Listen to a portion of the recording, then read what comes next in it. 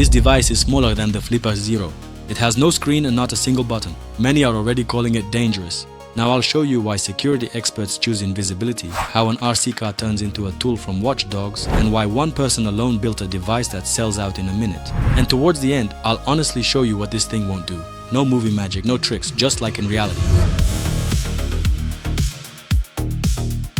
The Flipper Zero is a device that explains itself in 5 seconds, and that's exactly why it became an internet star a couple of years ago. But what exactly is its power? Inside the small box are several radio chips at once. RFID, those are office keycards. Sub-gigahertz, old car key fobs and gate barriers. NFC, what you use to pay with your phone. Infrared port, remotes, all of this in one standalone box with a screen. Here is my own key card. The Flipper copied it in a second, and now the Flipper itself opens my door. No magic. It's just radio that you can record and play back. But such versatility has one noticeable gap, and it's called Wi-Fi. It sounds strange, but the Flipper can't do Wi-Fi out of the box. At all. The radio chips inside the Flipper are designed for other bands. To get Wi-Fi, you need an external ESP32 module. And now we no longer have one device, but a kit, a base, plus an antenna on top. It works, but it's no longer a neat little box in your pocket. It's an assembly with a protruding antenna. Pull it out in a cafe or office and you'll attract too much attention. But what if the device was tailored only for wireless networks and was very small so as not to show it in your hands at all? Meet the Biscuit Pro.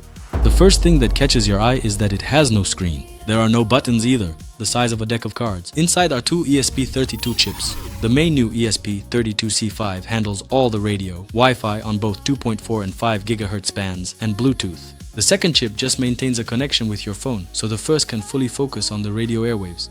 The device is controlled from a smartphone. I'm downloading the official Biscuit Manager app. It's available on both iOS and Android. Opening it, it finds the puck itself via Bluetooth. That's it. Now the entire interface is on my phone. The Biscuit itself can be anywhere. And what does this little puck actually see around it? The Biscuit sees what your phone usually hides from you. First, Wi-Fi. The Biscuit shows all surrounding networks on both bands at once. Name, signal strength, channel, encryption type, and which devices are connected right now. Then, Bluetooth. It sees headphones, watches, phones, AirTag trackers, even skimmers and drones. Everything with identifiers and signal strength. Based on signal strength, you can estimate how far away a device is. And if you turn on war driving, the Biscuit logs all detected networks with GPS coordinates along the way. A map of the area's wireless infrastructure is built on the screen in real time. Security researchers do this to understand how the radio spectrum of a specific location is structured. Now imagine that you can stick this puck not to yourself, but to something moving. Watch Dogs is a game about a hacker who controls a city from a smartphone. Part of his arsenal is a small drone or car that goes where you don't want to go yourself. The same thing happened here, only in reality. The machine itself can't do anything on its own. It has no camera, it's not spying, but Biscuit scans the airwaves and sends results right to my phone via Bluetooth. The small device moves around and gathers a wireless picture of its surroundings. Or another scenario, Biscuit's under a cafe table, the owner doesn't see it, and you, from a smartphone in the next room, see all the radio traffic around that table. And here a fair question arises, is this even legal? How well does it actually work? Of course, all tests must be performed in your own environment and only with the owner's consent. I tested a deauthentication attack in a large room, and it didn't work at all like I expected. I wrote to the author. He answered honestly, a single radio chip is responsible for all Biscuit attacks. In a small home network or a tiny office, it works great, but in a large building with dozens of access points, the device just switches to a nearby point that Biscuit isn't attacking at that moment. One chip is physically unable to hold everything at once. And also, if the network uses modern WPA3 with protected management frames, PMF, none of these attacks will work at all. According to the author, this is the ideal scenario, meaning the infrastructure is properly protected. But as we all know, WPA3 is very difficult to implement in a company. It takes a certain amount of effort and financial resources. But the author didn't stop at just one chip. He found a way to bypass physics. One Biscuit is weak, but what about 10? Biscuit has a separate firmware for nodes. You can take several cheap chips, scatter them around the building, and combine them into one network with the main device. Each node takes its own channel. Scanning happens in parallel, and the results are merged into a single map. This is called a mesh. It's much harder to withstand such a distributed system. The most interesting part is that the node cases are open source on the Make a World website. You can buy a chip, download the STL files, print the case, flash it, and assemble your own node yourself. It's a complete DIY philosophy. What's all this for? Who should even be doing this? There's a real profession behind these gadgets. And it's not hackers from the movies. Companies hire pentesters, specialists who legally attack the company's own infrastructure and find weak spots before someone does it without permission.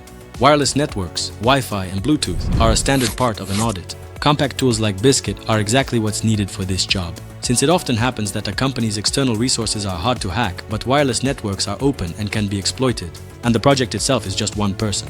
I emailed him, he replies quickly and to the point. There have already been 4 sales waves, and each time the device sold out completely. There's a Pro version, a larger Ultra with external antennas and an SD card, and a fully open DIY version. One person is doing what an entire corporation usually does. So what should you choose for yourself, Flipper or Biscuit? I'll say right away, I wouldn't call Biscuit a Flipper killer. It's a completely different genre. Flipper Zero is a Swiss Army knife with a screen, a universal multi-tool for various physical interfaces, keycards, NFC, remotes, sub-gigahertz. You hold it in your hand and it explains itself. Biscuit Pro is a wireless sensor that lives in your phone. You put it somewhere and control it from your smartphone from another room. Need different physical interfaces? Choose Flipper. Need a wireless audit? Choose Biscuit. And if you're serious about security, they aren't competitors at all. They're 2 tools in one kit. And what should you do if you're not a pentester and just happen to find this video? If you want these devices to not see you at all, enable WPA3 with management frame protection on your router. It's free and available on almost any modern router. Then devices like Biscuit and its analogs won't be a problem. I've put the setup instructions in the description below the video. There's also a link to the Biscuit project there. If you want, check it out yourself. I'll leave one question. What's better, a standalone device with a screen in your hand or an invisible puck you control from your phone? Write your choice in the comments.